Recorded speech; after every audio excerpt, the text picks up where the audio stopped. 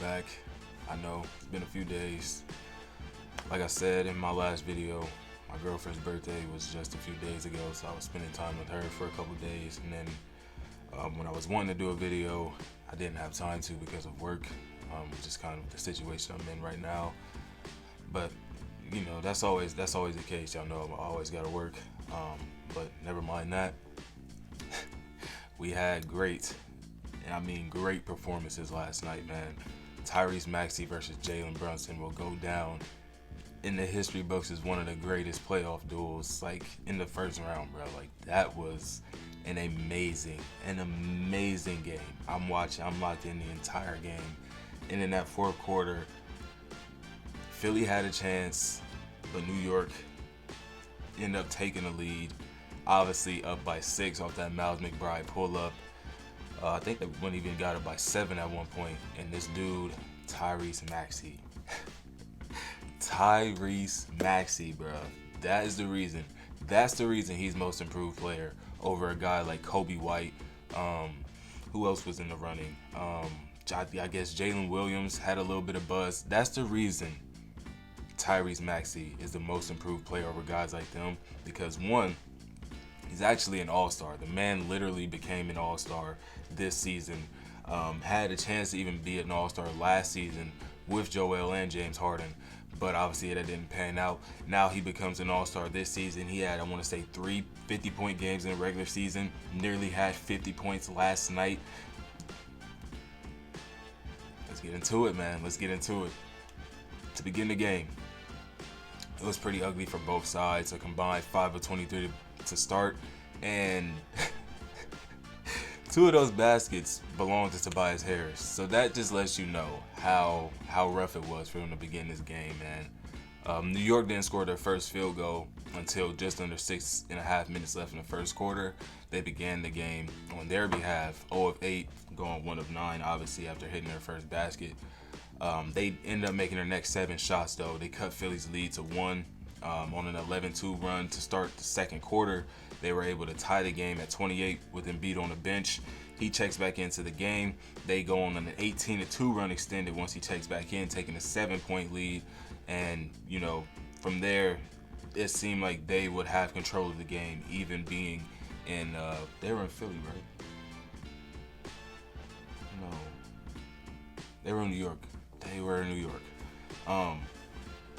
Yeah, so being at home, it felt like that was going to be the turning, you know, the tide that turned right there. But no, Philly was working all night, bro. Joel Embiid on that one leg it was hard to watch, man. Dude is barely able to really jump. He's getting blocked by Mitchell Robinson in the mid-range. He's getting pushed out to the three-point line where he don't really want to catch the ball to make his moves from because he can't really explode like he wants to on that leg. So it's really like he's a decoy out there, and Tyrese Maxey has to do it all, and that's why he had the performance that he did have. But for New York, man, Jaylen Brunson is a superstar. People keep throwing this tag around like superstar on just, you know, anybody. I've heard players say, like NBA players say, superstar is a label that you don't get based off of your talent, but it's off of your personality on and off the court. I think he's a little nerdy, I ain't gonna lie. That funny ass meme of him on draft day with that goofy ass suit, that's pretty funny. But Jaylen Brunson is a superstar because he leads by example. He's going to go out there and lay it all on the line every game that he can for his team. With his best of friends, Josh Hart and Dante DiVincenzo, the 3 of them being on the same team really brings the fluidity out of all of their games. It really opens up all of their games. And Jaylen Brunson is at the head of the snake of that. Without Jaylen Brunson, you don't get these 20-point performances from Josh Hart because he doesn't have that confidence, I don't believe. We weren't getting this in Portland. We weren't getting that in LA. We weren't getting that in New Orleans. So I believe Jaylen Brunson, Dante DiVincenzo just last year, I want to say he was in Golden State. If it wasn't Golden State and he was in Milwaukee, one of the two, I'm mixing them up the years. But we wasn't getting that from Dante last year. Being in this system with their best friends, this is bringing out the best basketball in all of them. And I believe, whoa, that was my stomach. I'm pretty hungry. I believe that Jaylen Brunson's personality is being brought out by those two on a greater scale. You see it on the court, him pumping up Miles McBride after the big shot, chest bumping, yelling, like, yeah, he's a more reserved, quiet guy. But even a guy like Kawhi, who people say is a superstar, what's his personality? You don't see Kawhi doing that on the court. It's just professional, straight up and down. Clean cut. The dude don't wear no gear. What is Kawhi's personality? Yes, he's a superstar because he's Defensive Player of the Year, multiple time All-Star, multiple time All-NBA, multiple time NBA Finals winner and Finals MVP. So yes, I get that. But if you talking about it's because personality, he's not a superstar. And if we're going, like, I'm gonna just leave it at that. But in my opinion, it's a mesh of both your performance on the court and your personality, how you elevate your players, how your team is better with you or without you. That's a superstar to me, and I believe no doubt in my mind that Jaylen Brunson is a superstar, and he's been a superstar in the making since that performance. What year was that? 2021, 2022 in Dallas with Luka in the playoffs. I want to say he had a 40-point game in then that series as well. That's a superstar in the making. He has reached that pinnacle right now. He's an all-star. He's going to be All-NBA second team. That he took his team. Yeah, they weren't. I want to say the year before he got there, they were a 10 seed. Then they got all the way up to 4 or 5 last year with Cleveland. I can't really remember what seeding they were. But now this year, they finished the year off at second. Really playing right there with the Milwaukee Bucks, who have an MVP and Damian Lillard, one of the greatest scorers of all time. That is leadership. That is superstardom. Enough with the tangent, though. Let's get into how he played, man. Obviously, if y'all can't tell, I'm a huge fan of Jaylen Brunson, man. I love his footwork, man. It's impeccable, bro. Even in congestion in the paint, he's just cool, calm, and collected, relaxed. You're not going to be able to speed him up. He's able to just piece you up, dice you up with solid footwork. He's going to get to his floater. He's going to get to that fadeaway. He loves really putting on the show with his footwork. He can even, do up and unders and get to the rim. He's a great player offensively, man. It's he's missing a few things on the defensive end because of his size mostly, but I love Jaylen Brunson, man. Any spot that he wants to get to, the spot that he likes, he's going to get there, and he's going to get that shot up, whether it goes in or not. He's going to keep getting you into he's going to make you play him to his spots and get that shot up. After struggling, I'm sorry, my stomach's going off. After struggling a bit in that first quarter, just 1 of 4, 13 points in that second quarter, bro. He absolutely got it going. All within 14 to 17 feet of the rim. He caught his rhythm and set the net on fire. I don't think he missed a shot in that quarter. From what I saw, he was 6 of 6. Much cooler, back end of the game. If we consider the third and fourth quarters, he shot just 1 of 7, maybe 2 of 7. I was kind of doing other things other than watching. I was locked in, but I wasn't really watching a bit of this, so I missed a little bit. But he was still putting pressure on the Sixers, getting to the rim, making them challenge all of his shots, and he reawakened in those closing moments of the fourth, keeping the Knicks elevated over the Sixers in what seemed to be the closing moments of the series, game deciding, series deciding moments. But that was not the case because of Tyrese Maxey, man. He absolutely went nuclear. But we'll get to Maxey in a second. Josh Hart. He wasn't a consistent threat to put up the points in regulation, but he did get a handful of points nonetheless. 17 points, 7 rebounds, 4 assists, and a block for the game. For regulation. I didn't get his final stats, but he had some very notable plays, like the defensive possession on Joel Embiid at the free throw line where Joe was trying to draw the foul, but he ends up, just losing the ball. He has to get up a tough fadeaway. That was a really, really good possession by Josh Hart. And then, The tough and one finish through contact over Tyrese Maxey. Joel Embiid trailing for the block, able to steal that right there. I want to say he missed that free throw though, so free throws, they're very, very important. And like I said, we'll get to Maxey, man. We'll get to Maxey. OG, man, he had a very steady game in this one. 17 points as well, 6 rebounds, 2 huge steals in that fourth quarter that led to fast break points as well as a block for the game. He played really great. Like I said, steady shooting, especially in that mid-range. He was looking somewhat Kawhi Leonard-esque in this one as far as like how he was able to get to his pull-up in the mid. The defense there, them being teammates previously, I feel Kawhi kind of rubbed off on him and how he plays the game, especially with them having similar builds. I really liked how OG played in this one. And then Miles McBride, he was pretty much the only scoring that the Knicks got off of the bench last night. Once he had 14 to finish the game, hit the biggest shot of his life at the free throw line. I want to say he cut from the wing up to the free throw line. Jaylen Brunson hit him with about 4 seconds to go on the shot clock. Hit it, bro. The ball went so high. It was like such a rainbow shot that I thought it was about to hit off the back of the rim.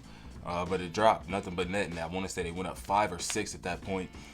Philly calls the timeout with 15 seconds left. And like I said, we can get to Tyrese Maxey now. He had 11 points in the first quarter. He was the steadiest player in that span of time for either side. Just 4 points in the second because New York started playing better defense. He was, not able to really get to his shots. They held the Sixers team as a whole to just 17 points for the quarter, so they really, turned the tide in that situation. But he kept the shots coming even after the lackluster second. After getting denied at the rim, he maintained his style of play. He kept up his confidence for his role being the number one option in his game, with Joel Embiid really on just one leg. Although he did end up with a triple-double, Joel was not himself whatsoever in his game, especially as we go back and look at Game 3 when he scored 50 points.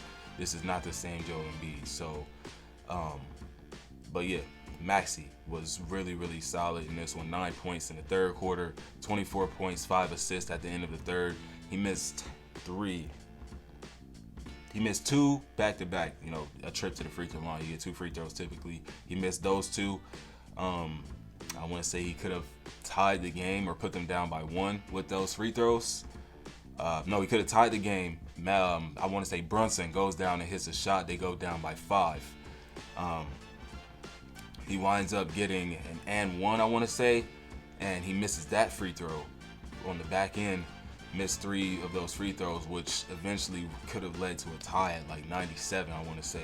But he did play an amazing fourth quarter all in all when it was all said and done. Really the only scoring for Philly in that period. He ended the quarter with 19 points. He ended the quarter with 17 points of the 28 that the Philadelphia 76ers scored. Finished regulation with 41. Like I said, he scored those 7 seconds in under 20 seconds. 7 points, in under 20 seconds, including a 34 pull-up. That pull-up was so like Damian Lillard type. Like I'm at the logo. I'm at my spot. Damian Lillard, Damian Lillard, Trae Young, Stephen Curry. Like that's the type of confidence that this kid Tyrese Maxey has in his shooting, bro. And I love to see it. Bro.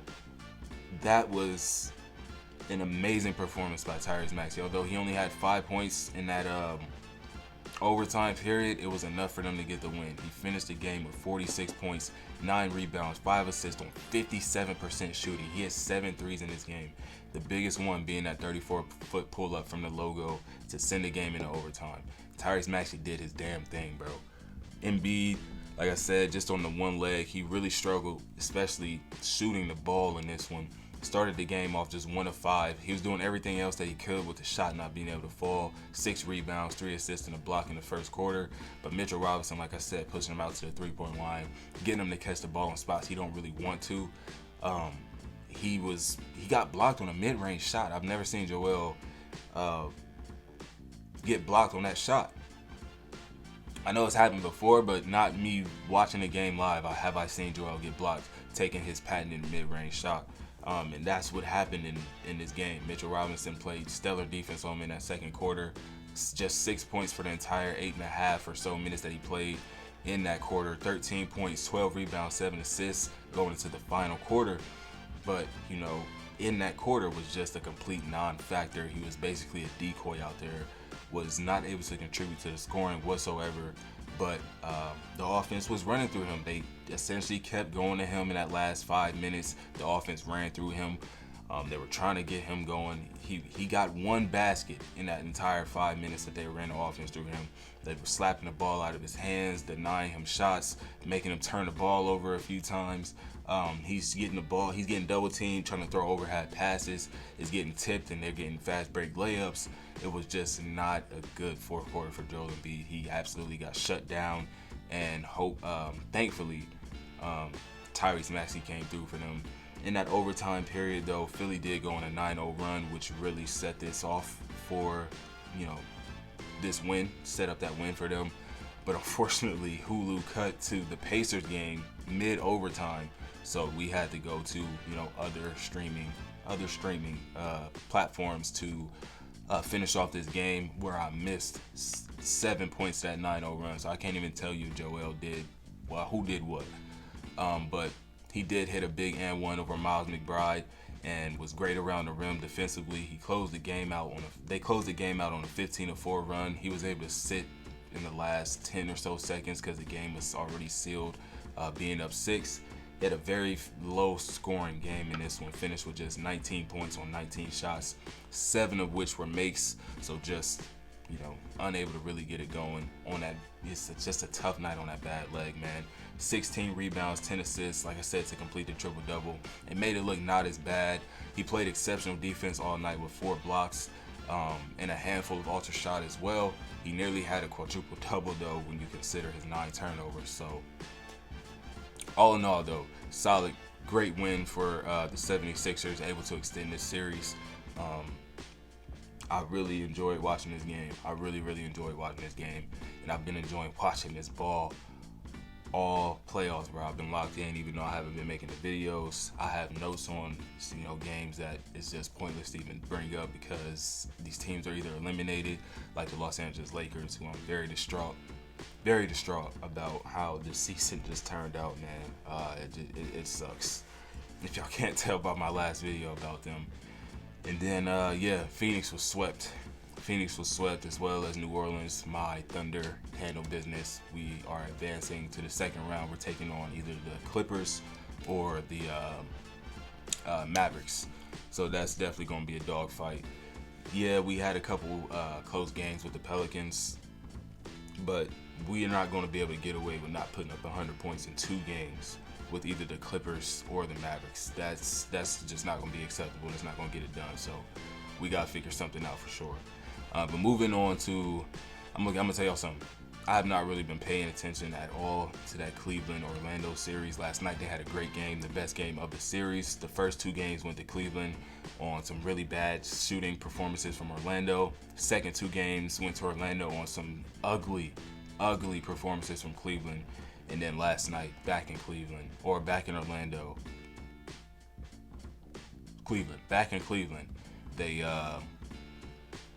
they were able to have a great game. It was a 1-point victory for Cleveland. I didn't even check stats. I will though, but not for this video.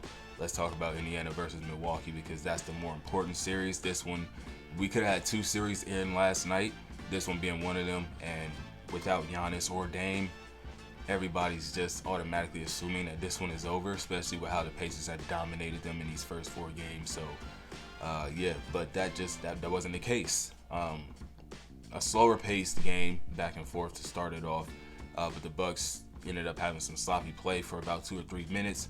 The Pacers were able to take a 10-point lead at one point, and by the time the second quarter began, their lead was still pretty sizable at 8, but from there Milwaukee was able to figure something out, and they just didn't look back at all. Chris Middleton in that first quarter, he scored 8 of their first 10 points. He's been having a really, really, really great scoring series, being the number 2 option, really the number 1 for being real. Um, Looking very, very, uh, like a vintage kind of Chris Middleton. He's putting up a solid 26.7 points per game, so nearly 27 a night in this series. His scoring early on in this game allowed for Bobby Portis, who was also having a solid scoring series, averaging just under 16 points a game, to get some good looks. Like I said, Middleton put up 8 points in the first. Portis put up 7 of his own points in the first quarter of his own. The two of them will go on to have really great and solid games in this must-win situation. Bobby ended up with 29 points, 10 rebounds on 14 of 24 from the field, 58% shooting, just 1 of 3 from deep. So most of his work was in the mid, or he was getting to the rim, really just owning the Pacers on defense, or offensively owning their defensive players.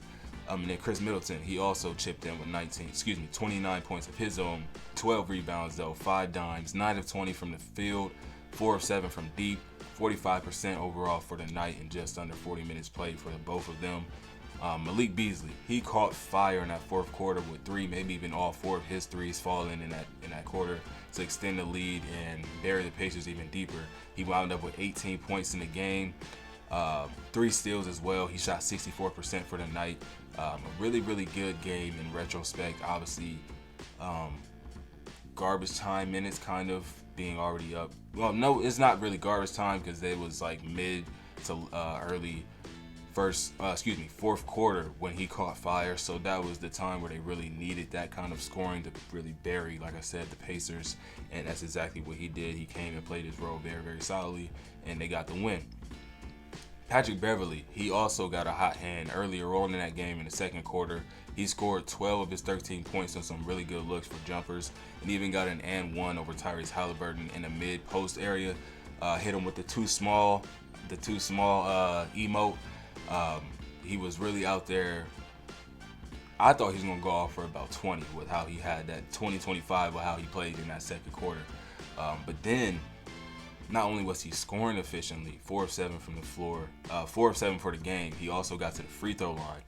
Not only did he get to the free throw line, he was out there putting on his best rendition of Chris Paul, bro, because he had 12 dimes, tying his career high, which he did not just too long ago in a Clippers uniform in January of 2022. So this man was really, the box score says Patrick Beverly was the best player on the court. He had a plus 36, which was the highest amongst all players. So Patrick Beverly, bro, hell of a game, belts to asses.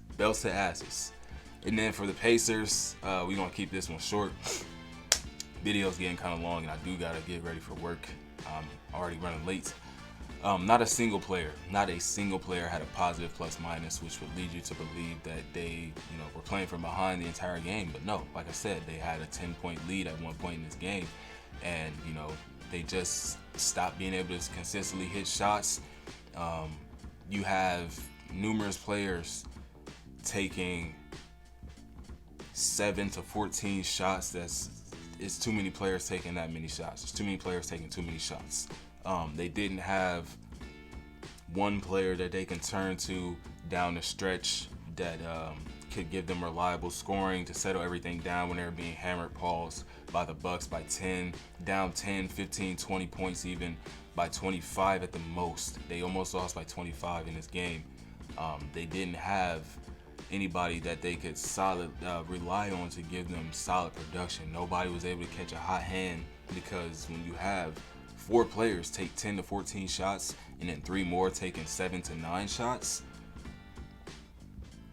somewhere in there somebody's going cold, because the ball's not getting swung to them the ball's not getting swung to them for opportunities, because guys like Pascal or Halliburton, your stars, so you want to take all the shots or majority of the shots, they're not consistently getting looks because so many shots are just going around. You had Nesmith score 7 points on 9 shots. Miles Turner scored 13 points on 9 shots. Andrew Nembhard scored 12 points on 12 shots. Obi Toppin 12 points on 7 shots. TJ McConnell off the bench with Toppin scored 6 points on 10 shots. And then Siakam had 12 points on 12 shots. And then Reese with 16 points on 14 shots. That's way too many shots going around. Like, I get it. that's how the team has been successful. A lot of ball movement and fluidity in their offensive style. But when it comes playoffs, you have to have a guy that can consistently give you 20 shots a night, that can stay in a rhythm. A guy like Pascal, who's had a solid scoring series, they needed that to close out this series. Just feed Pascal. Just get the ball to Pascal. There's no Giannis down there. He's having either Bobby Portis or Brook Lopez slow-ass guarding. Get the ball to Pascal. Let him cook. Obviously, they're not bums on defense, but Pascal is much more agile, much faster. He's stronger than Bobby Portis. Brook Lopez is not as quick to keep up with him, so they should have just locked in and really ended this series last night. But instead, we're going to Game 6 in Indiana in a couple days. With that being said, though, I got to wrap this up because, yeah, I'm running late. I appreciate y'all tuning in, though. Go ahead and subscribe. We are back. We are back locked in. Yeah, round 2 starts very soon for a couple teams. Not OKC, but Minnesota and Denver, they have a game either tonight or tomorrow. So, yeah, round 2 is starting very, very soon. So, we locked in on that. Go Minnesota. You know what I mean? I'll see you on the next one, man. Peace.